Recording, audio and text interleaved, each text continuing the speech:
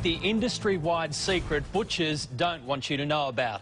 Major suppliers have been caught using a special product known as meat glue to stick together scraps of meat to sell as prime cuts. But while this product has been banned overseas, there's no law prohibiting its use here. Here's Rodney Lowe's with this special investigation.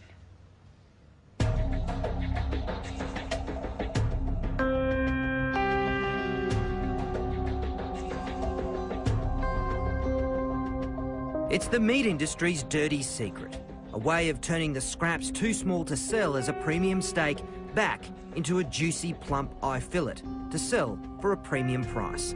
So clever, you'll never tell. Not even an expert can. Before, you didn't even pick that as a join, though, did you? It doesn't even tear through the join. A bit hard to tell, isn't it?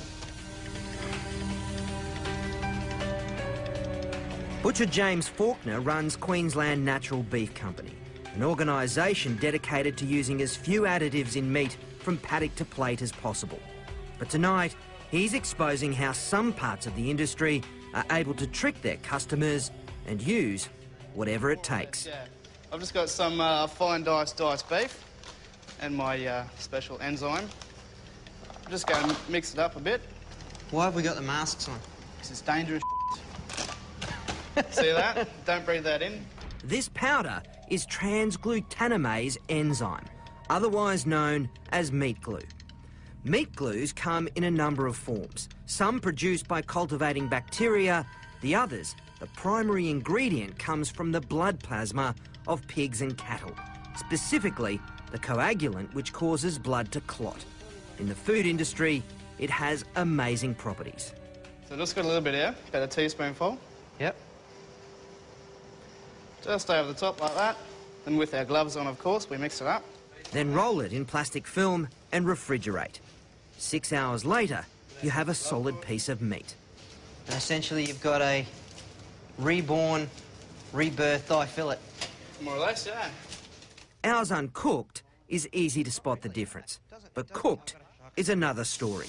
OK, so the meat glue one is on the right and the real McCoy is on the left. And it's not just beef. Pork, lamb, fish and chicken are all stuck back together using this glue. It looks like one piece of chicken. It's unbelievable, isn't it? Yep. But hard to tell, isn't it? Particularly that. On the grill, it's even harder to pick. So that's the real McCoy. Give this a burl.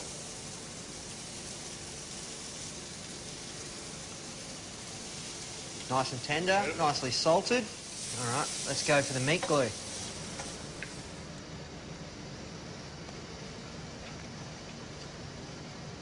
I can't tell the difference. Pretty good, but potentially dangerous. I've sort of got two concerns. One that is well publicised, which is misleading people.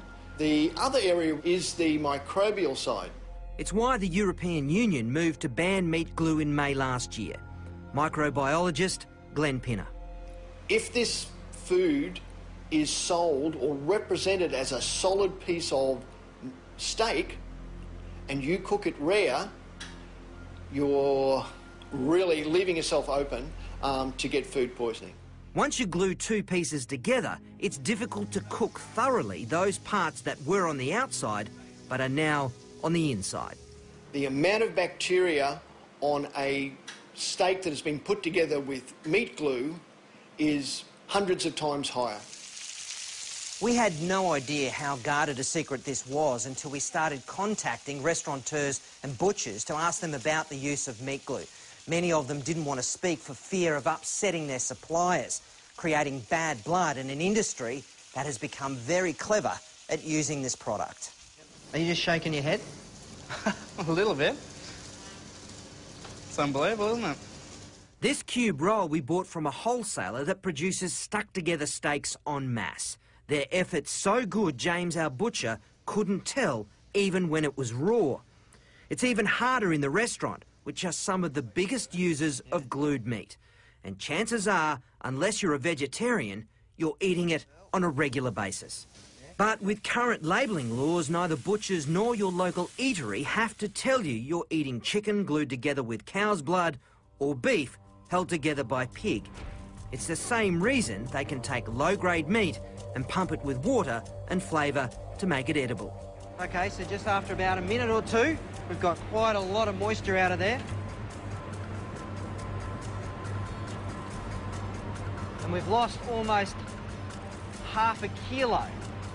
Then the practice of selling mutton as lamb and old cow as prime cut beef. Like this. So old, a meat grader said it was only good for pet mince. You've got yellow fat colour, really dark meat colour. It's definitely off a really old type of animal. In New South Wales, new labelling regulations have just been introduced to help consumers choose quality meat, but it's not compulsory. So for most of us, picking a quality piece of meat is still a shot in the dark.